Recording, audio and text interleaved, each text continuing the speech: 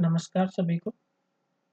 आज हम अपनी पाठ्य पुस्तक रुचिरा का 10वां पाठ पाठस्य नाम अस्ति कृषिकः कर्मवीरः इसका अध्ययन करेंगे। कृषिकः कर्मवीरः कृषिकः इत्युक्ते यः कृषिकार्यं करोति, जो खेती का काम करता है उसको बोलते हैं कृषिकः। कर्मवीरः यः कर्मणि वीराः भवन्ति, जो काम करने में एकदम वीर होते हैं उन्हें कहते हैं कर्मवीर। तो इस पाठ का अध्ययन करते हैं। सबसे पहले हम श्लोक देखते हैं। पहला श्लोक है सूर्यस्तपतु मेघावा वर्षन्तु विपुलं जलम कृषिका कृषिको नित्यं शीतकालेऽपि कर्मठो ग्रीष्मे शरीरं सस्वेदं शीते कम्पमयं सदा हलेन च कुदालेन तौ तु क्षेत्राणि कर्षतः पादयो न पदत्राणे शरीरे वसनानि नो निर्धनं जीवनं कष्टं सुखं दूरे हि तिष्ठति गृहं जीर्णं न वर्षासु वृष्टिं वारयितुं क्षमं तथापि कर्मवीरत्वं कृषिकाणां न नश्यति तयोः श्रमेण क्षेत्राणि सस्यपूर्णानि सर्वदा धरित्री सरसा जाता या शुष्का कण्टकावृता साकमन्नं फलं दुग्धं दत्त्वा सर्वेभ्य एव तौ क्षुधा तृषाकुलौ नित्यं विचित्रौ जनपालकौ। इदानीं वयम् एकैकश्लोकस्य वाचनं कृत्वा तस्य भावार्थं पश्यामः। प्रथमः श्लोके इत्यत्र अस्ति सूर्यस्तपतु मेघावः वर्षन्तु विपुलं जलं कृषिको नित्यं शीतकालेऽपि कर्मठो। अस्य अन्वयं पश्यामः। सूर्यस्तपतु, सूर्यः इत्युक्ते दिवाकरः, सूर्य दिवाकरः। तपतु, तपतु इत्युक्ते उष्णं करोतु या तपाए, गरम करे। वा अर्थात अथवा मेघा, मेघ इत्युक्ते वारिदः, अर्थात यह वारिं ददाति सः भवति वारिदः। बादल, विपुलं ज्यादा, अत्यधिक। जलम, तोयम, जलम, वारी, पानी। वर्षन्तु, वर्षन्तु इत्युक्ते वृष्टिं कुर्वन्तु, अर्थात बरसाए। सूर्यः तपाए अथवा मेघः विपुलं जलं वर्षन्तु, मेघा बहुत ज्यादा पानी बरसाए। कृषिका, कृषिका इत्युक्ते यः कृषकः भवति तस्य भार्या या कहे स्त्री किसान। कृषिकः इत्युक्ते किसान, पुरुष किसान। तो कृषिका, कृषिकः च, किसान और महिला किसान या किसान और किसान की पत्नी, हम ऐसा कह सकते हैं। शीतकाले, शीतस्य कालः भवति तदा भवति शीतकालः। सप्तमी विभक्ति एक वचनं रूपम् अस्ति शीतकाले, अर्थात सर्दी के मौसम में भी। अपि अर्थात भी। नित्यम, नित्यम इत्युक्ते सर्वदा, ऐसा नहीं कि एक दिन किया दूसरे दिन नहीं किया। नित्यम अर्थात हमेशा, प्रतिदिन। कर्मठो अर्थात निरंतर काम करने वाला जो होता है ना, उसको बोलते हैं कर्मठ। तो वो दोनों कर्मठ है, निरंतर काम करते रहते हैं। सूर्य तपाए अथवा बादल बहुत ज्यादा पानी बरसाए, किसान, महिला किसान और पुरुष किसान दोनों सर्दी के मौसम में भी हमेशा कर्मशील रहते हैं। इस प्रकार से भावार्थं पश्यामः। इदानीं सूर्यः तपते अर्थात सूर्य तपाए, बहुत तीव्र उष्णतां प्रेषय, अस्मान् कष्टं ददाति। तो सूर्य बहुत तेज धूप गिराए या तपाए। अथवा मेघा विपुलं जलं वर्षन्तु, अर्थात बादल बहुत ज्यादा पानी बरसाए, क्योंकि बहुत ज्यादा पानी बरसाने पर क्या होता है कि हम डर जाते हैं और काम करना बंद कर देते हैं। परंतु किसान और जो महिला किसान है वो दोनों बहुत ज्यादा पानी गिरते हुए भी, बहुत बरसात होने पर भी, फिर भी क्या होते हैं, शीतकाल बहुत हो अथवा सर्दी का मौसम हो, फिर भी कृषि का चिंता न होती, फिर भी वो किसी बात की चिंता नहीं करते, चाहे कितनी धूप हो, चाहे कितनी ही बरसात हो, चाहे सर्दी का मौसम हो, फिर भी वो दोनों, वो दोनों कौन दोनों, किसान और किसान की पत्नी, या कहे कि पुरुष किसान और महिला किसान दोनों, वो क्या होते हैं, कर्मठो, हमेशा कर्मठ रहते हैं, हमेशा काम करते रहते हैं, वो अपने काम को कभी छोड़ते नहीं है। एक बार हिंदी में देखते हैं हम इस श्लोक का, कि सूर्य तपाए अथवा बादल अधिक अत्यधिक जल बरसाए, फिर भी किसान और उसकी पत्नी हमेशा सर्दी में भी काम करते रहते हैं। अर्थात चाहे कितना भी कठिन समय हो, फिर भी किसान और महिला किसान कभी भी अपनी कर्मठता का त्याग नहीं करते, अर्थात वो हमेशा काम करते रहते हैं। दूसरा श्लोक देखते हैं। ग्रीष्मे शरीरम सस्वेदम शीते कंपमयम सदा, हलेन च कुदालेन तौ तु क्षेत्राणि कर्षत। अन्वय से देखते हैं हम का, ग्रीष्मे, ग्रीष्मे इत्युक्ते गर्मी के मौसम में, ग्रीष्म काले, घर्म काले, गर्मी में, शरीरम, शरीरम इत्युक्ते अस्माकं शरीरम, हमारा जो शरीर है वह है, सस्वेदम, स्वेदः किं भवति, स्वेदः का मतलब होता है बेटा पसीना, और सस्वेदम मतलब पसीने से युक्त, भवति अर्थात होता है। ग्रीष्मे शरीरम स्वेदम, कि गर्मी के मौसम में शरीर पसीने से युक्त होता है, क्योंकि जब परिश्रम करते हैं तो पसीना आता है, इसीलिए कहा गया है कि गर्मी के मौसम में शरीर पसीने से युक्त हो जाता है। शीते सदा कंपमयम भवति, शीते कंपमयम सदा, अर्थात शीते सर्दी के मौसम में, सदा सर्वदा हमेशा, कंपमयम कंपन में युक्त, जब हमको बहुत ज़्यादा सर्दी लगती है तो क्या होता है, शरीर कांपने लगता है, तो सर्दी के मौसम में शरीर हमेशा कपकपी से युक्त होता है।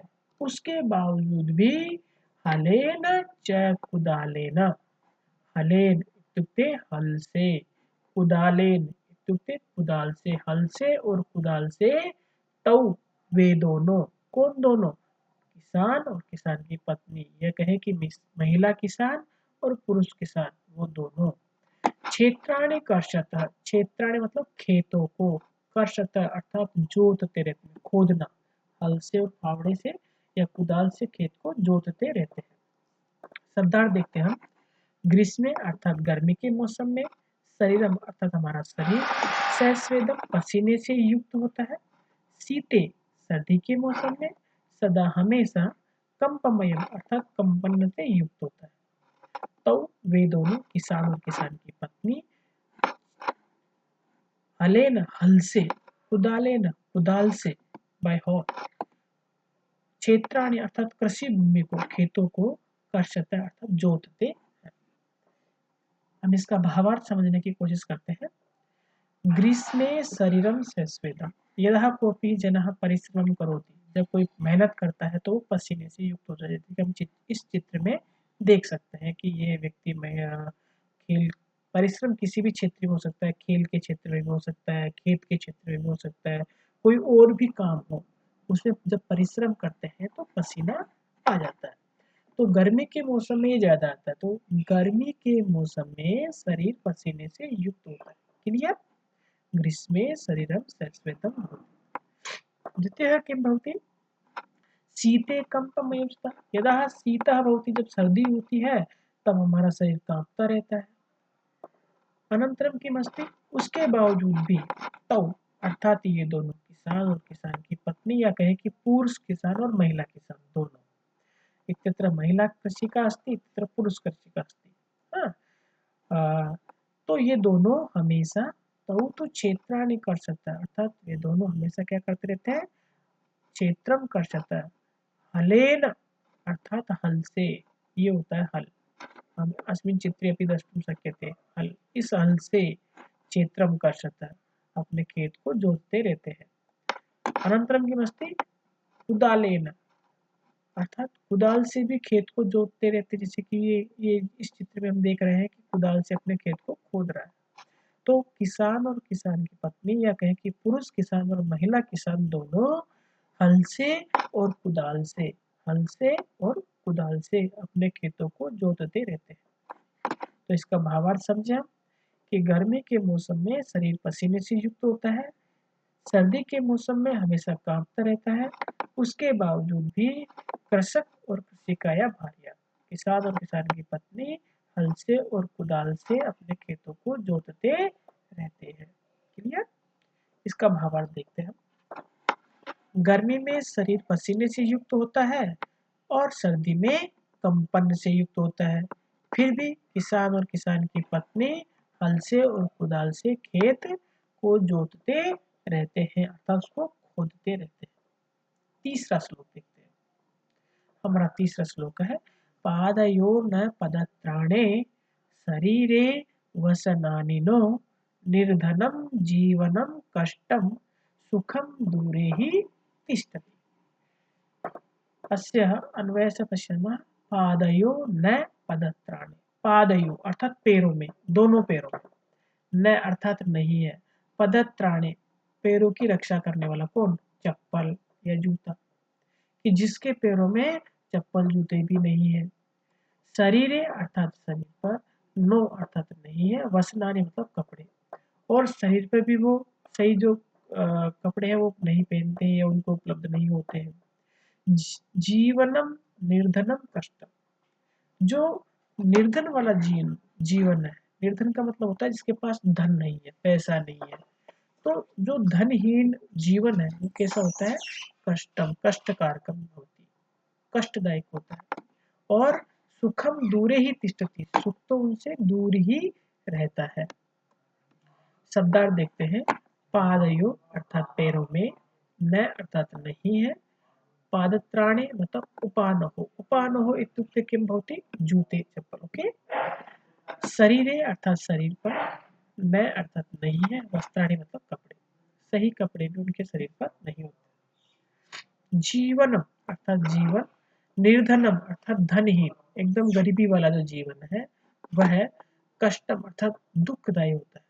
गरीबी वाला जीवन क्या होता है, दुखदायी होता है, क्योंकि उनकी आवश्यकताओं की पूर्ति भी नहीं होती है, कभी खाना मिलता है कभी नहीं मिलता है, ये सारी चीजें, इस प्रकार का कष्ट उनको हमेशा भोगना पड़ता रहता है।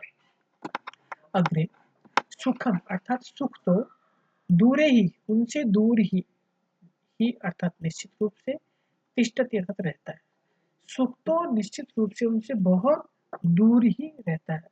इस श्लोक का हम भावार्थ देखते हैं जरा, कि चरणयो, चरणयो इत्युक्ते पादयो, ओके, चरणयो इत्युक्ते पादयो, उपानहो, उपानहो इत्युक्ते चप्पल, या कहें कि जूते, कि चरणयो पैरों में, उपानहो नैस्तः अर्थात जूते नहीं है या चप्पल नहीं है।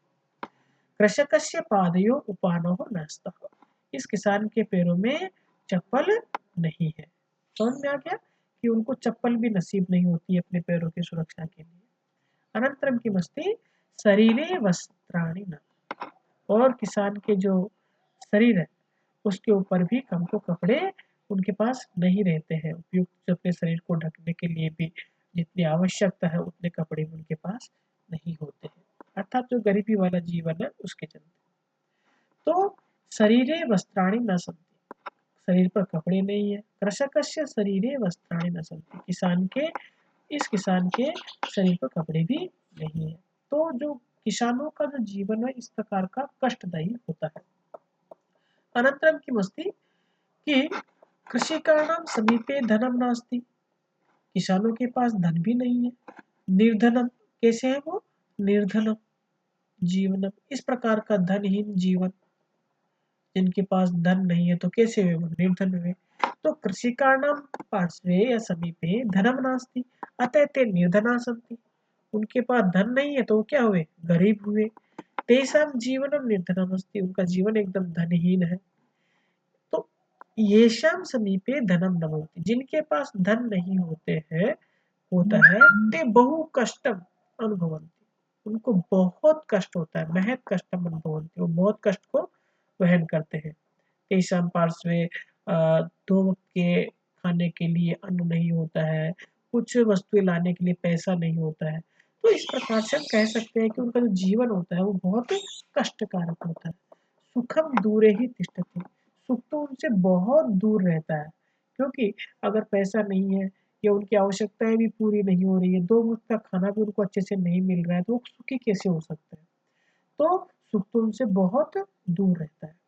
एक बार हम इसका हिंदी अर्थ देखते हैं।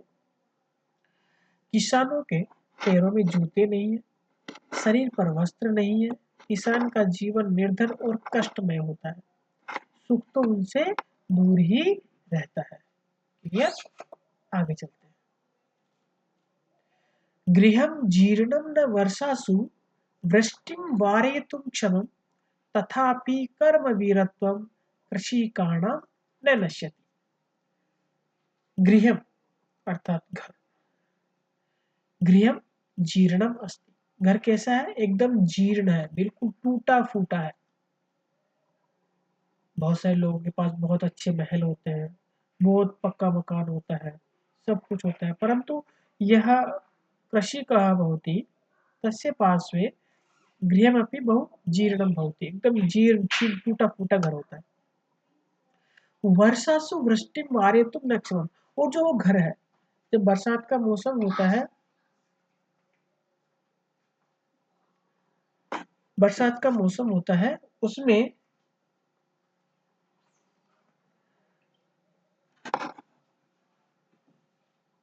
तथापि बरसात के पानी को रोक नहीं पाता है। तथापि कृषिकाणां कर्मवीरत्वं न नश्यति, उसके बावजूद भी किसानों की जो कर्मवीरता है वो कभी नष्ट नहीं होती है। एक बार शब्दार्थ देखते हैं इसका। गृहम अर्थात निकेतन या घर, जीर्णम एकदम शिथिल पुराना, बहुत टूटा फूटा, वर्षासु वर्षा कालेशु अर्थात बरसात के मौसम में, वृष्टि मतलब बरसात को, वर्षा बारिश को, वार्यतु इत्युक्ते निवार्यतु मतलब रोकने में, न अर्थात नहीं, क्षमम अर्थात समर्थ, उस बारिश के पानी को रोकने में भी समर्थ नहीं है। जब बरसात होती है तो सीधा छप्पर से होकर के सीधा घर के अंदर पानी आ जाता है। तथापि उसके बावजूद भी, इतना कष्ट होने के बावजूद भी, बरसात का पानी घर में आ जाने के बावजूद भी, कृषि कारणम जो किसान होते हैं उनका कर्म, उनकी जो कर्मवीरता है, कर्मवीरत्वम कर्मवीरता, उनकी जो कर्मठता है वह न नश्यति कभी नष्ट नहीं होती है। एक बार इसका भावार्थ समझते हैं हम, फिर एक बार फिर से। तो एक मिनट, कि कृषिकाणाम गृहम प्राचीनम अस्ति, तो किसानों का घर कैसा होता है, इस प्रकार से टूटा फूटा बहुत पुराना होता है। तेषां गृहम जीर्णम अस्ति, उनका घर कैसा एकदम जीर्ण है, पुराना है, टूटा फूटा है। और जब इसलिए जब बरसात होती है, वर्षा काले जलम अंतः प्रविशति, बरसात होती है तो पानी सीधा इसके अंदर होके घर के अंदर चला जाता है। तो इस बरसात के पानी को भी रोकने में ये समर्थ नहीं है। अनंतरम किं भवति, उसके बावजूद भी, इतना कष्टदायी होते हुए भी, इतनी पीड़ादायी होते हुए भी, तथापि कृषिकाणां कर्मवीरत्वं कदापि न नष्टं भवति, उसके बावजूद भी किसानों की जो कर्मवीरता है वो कभी नष्ट नहीं होती है। चाहे उनके घर में पानी भर जाए या खुद भीग जाए, खाने को कुछ हो उनके पास या ना हो, फिर भी वो अपनी कर्मवीरता को कभी छोड़ते नहीं है। कृषिकः सर्वदा परिश्रमं कृत्वा सर्वेषां कृते अन्नम् उत्पादयन्ति, उसके बावजूद भी किसान मेहनत के साथ और दूसरों के लिए अन्न उत्पादित करते हैं। ये स्वयं स्वस्य शरीरस्य कष्टं विस्मृत्य, वो अपने शरीर के कष्ट को भूल करके परिश्रमं कुर्वन्ति, मेहनत करते हैं, इसलिए उनको कहा गया है ते कर्मवीराः, वे कर्मवीर। एक बार भावार्थ देखते हैं श्लोक का, कि किसान का घर पुराना है, जो वर्षा काल में भी बारिश के पानी को रोकने में समर्थ नहीं है, फिर भी किसान की कर्मठता कभी नष्ट नहीं होती। क्लियर? आगे चलते हैं। नेक्स्ट श्लोक। तयोश्रमेण क्षेत्राणि सस्य पूर्णानि सर्वदा धरित्री सरसा जाता या शुष्का कंटकावृता। तयोश्रमेण क्षेत्राणि, तयोश्रमेण उन दोनों के परिश्रम से, किन दोनों की बात कर रहे हैं? पुरुष किसान और महिला किसान की बात कर रहे हैं। तो उन दोनों के परिश्रम से क्षेत्राणि जो खेत होते हैं वे सर्वदा हमेशा सस्य पूर्णानि भवन्ति, सस्य पूर्णानि फसलों से भरे हुए रहते हैं। उन दोनों की मेहनत से खेत फसलों से भरे हुए रहते हैं। या जो भूमि शुष्का एकदम सूखी थी, अकाल पड़ चुका था, एकदम सूख चुकी थी, जहां पर पानी बिल्कुल नहीं था, इस प्रकार की उस सूखी भूमि में कंटकावृता, और जो एकदम कांटों से भरी हुई थी, जहां पर कांटे ही कांटे पड़े थे, इस प्रकार की उस धरती को सा सरसा जाता, वो धरती कैसी हो गई है? एकदम सरस हो गई है, बिल्कुल जिसमें फसलें लहलने लग चुकी है। शब्दार्थ देखते हैं एक बार। तयो अर्थात किसान और किसान की पत्नी के, परिश्रमेण मतलब श्रम से, क्षेत्राणि अर्थात खेत, सर्वदा हमेशा, सस्य पूर्णानि मतलब फसलों से युक्त, भवंती अर्थात होते हैं, या धरती शुष्का अर्थात एकदम जल रहित बिल्कुल सूखी थी, कंटकापूर्ण कांटों से ढकी हुई थी, सा धरती वो धरती कैसी हो गई है? सरसा एकदम सरस हो गई है, हरी भरी हो गई है। क्लियर? भावार्थम पश्यामः। कृषिकः कृषिकस्य कृषिकाया च परिश्रमेण, किसान और किसान की पत्नी के परिश्रम से, उन दोनों की मेहनत से, तयोश्रमेण उन दोनों की मेहनत से, किन दोनों की मेहनत से? कृषिकस्य कृषिकाया च, किसान की और किसान की पत्नी की, इन दोनों की मेहनत से। क्या हो गया? इन दोनों की मेहनत से क्षेत्राणि सर्वदा सस्य पूर्णानि भवन्ति, जो खेत है वो हमेशा फसलों से युक्त हो जाते हैं, इस प्रकार से हरे भरे हो जाते हैं। तयो परिश्रमेण क्षेत्राणि सर्वदा अन्नपूर्णानि भवन्ति, इन दोनों के प्रयोग परिश्रम से, मेहनत से जो खेत है एकदम हरे भरे और फसलों से भरे हुए हो जाते हैं। आगे चलते हैं कि या धरती कंटके न आवृता, जो धरती पहले कंटके न मतलब कांटों से, कांटा जानते हो बेटा, इस चित्र में देखिए आप लोग कि ये होता है कांटा, तो कंटके न आवृता अर्थात कांटों से हरी भरी, कांटों से भरी हुई थी वो धरती, जिसमें कि चारों तरफ कांटे ही कांटे थे, तथा शुष्का आसित जो एकदम सूखी हुई थी, धरित्री कंटके न आवृता आसित सापी सरसा जाता, वो भी कैसी हो गई है? एकदम सरस हो गई है।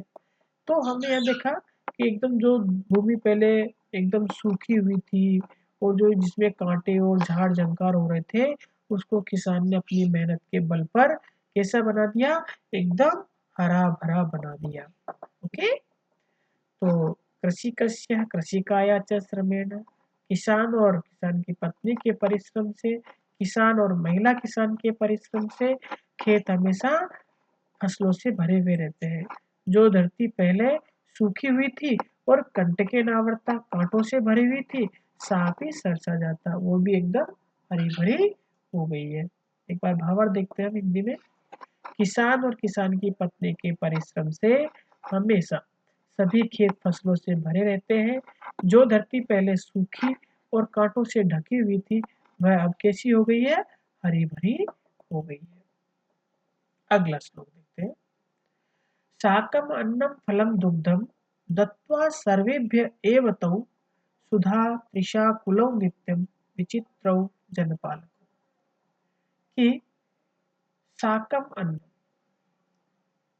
एक बार इसको देख लेते हैं। शाकम मतलब सब्जी, अन्नम मतलब अन्न, फल, दूध, दत्वा दे करके, सर्वेभ्य सभी के लिए, तो वे दोनों, क्षुधा भूख से, तृषा प्यास से, आकुलो व्याकुल, नित्य हमेशा, विचित्रो विचित्र कुछ अलग ही तरह के जनपालकों लोगों का पालन करने वाले हैं। अन्वेष देखते हैं, तौ सर्वेभ्य वे दोनों, सर्वेभ्य सभी के लिए, तौ सर्वेभ्य वे दोनों सभी के लिए, साकम मतलब सब्जी, अन्नम मतलब अन्न, वे दोनों किसान और किसान की पत्नी सभी लोगों के लिए सब्जी देते हैं, अन्नम अर्थात अन्न देते हैं, फलम फल देते हैं, दुग्धम दूध दत्वा दे करके, नित्यम हमेशा प्रतिदिन, क्षुधा अर्थात बुभुक्षा भूख, तृषा अर्थात पिपासा या प्यास, भूख से और प्यास से, आकुलो मतलब व्याकुल या पीड़ित, वो दोनों हमेशा भूख और प्यास से पीड़ित रहते हैं। तौ जनपालको विचित्रोस्त, ये दोनों जनपालक लोगों का पालन करने वाले जो खुद तो भूखे रहते हैं, खुद तो प्यासे रहते हैं, फिर भी लोगों को अन्न और फल देकर के उनका भरण पोषण करते हैं। इसलिए ये लोगों का पालन करने वाले बड़े विचित्र हैं। भावार्थम पश्यामः, कृषिकौ सर्वेभ्य साकम यच्छतः, जो किसान और किसान की पत्नी या कहें कि पुरुष किसान महिला किसान सभी के लिए साकम, साकम इत्युक्ते सब्जियां देते हैं। कृषिकौ तौ सर्वेभ्य फलम यच्छतः, और वो दोनों सभी के लिए क्या देते हैं, फलम, फलम फल कोई से भी हो सकता है, हाँ, फलम यच्छन्तः फल देते हैं। अनंतरम तौ सर्वेभ्य अन्नम यच्छतः, वो सभी के लिए अन्न देते हैं, जो खाद्यान्न होता है वो उनको देते हैं, सब्जी देते हैं, वो फल देते हैं, अन्न देते हैं, और क्या देते हैं, तत्र पश्यामः दुग्धम, दूध देते हैं, क्या देते हैं, दूध देते हैं। तो सभी खाने के लिए सभी लोगों को, किसान और किसान की पत्नी सब्जी, फल, दूध, अन्न ये सब कुछ देते हैं, परंतु उसके बावजूद भी क्या होता है, एक बार देखते नीचे, कृषिको सर्वेभ्य साकम अन्नम फलम दुग्धम च यच्छत, कि महिला किसान और पुरुष किसान सभी के लिए सब्जी, अन्न, फल, दूध ये सब देते हैं, परंतु स्वयं किमपि न खादत, लेकिन स्वयं कुछ भी नहीं खाते हैं, स्वयं सर्वदा वो हमेशा क्षुधा मतलब भूख से, तृषाकुलो अर्थात प्यास से व्याकुल रहते हैं। अतः एतौ जनपाल को विचित्र, इसलिए इनको किस प्रकार का राजा कहा गया है, किस प्रकार का प्रजापालक कहा गया है, बड़ा विचित्र, क्योंकि पहले तो हम क्या करते हैं, खुद का उदर पूर्ति करते हैं, खुद की पेट की पूर्ति करते हैं, जो बचता है तो किसी को देते हैं, परंतु किसान क्या करता है, खुद खाए या ना खाए परंतु सबको खाने के लिए देता है। ये प्रजा का पालन करने वाले बड़े विचित्र है। इसका हिंदी भावार्थ देखते हैं, वे दोनों सभी प्राणियों के लिए अर्थात किसान और किसान की पत्नी, वो दोनों सभी के लिए सब्जी, अन्न, फल और दूध दे करके भी स्वयं भूख और प्यास से व्याकुल रहते हैं। ये दोनों जनपालक अर्थात लोगों का पालन करने वाले बड़े विचित्र हैं। क्लियर?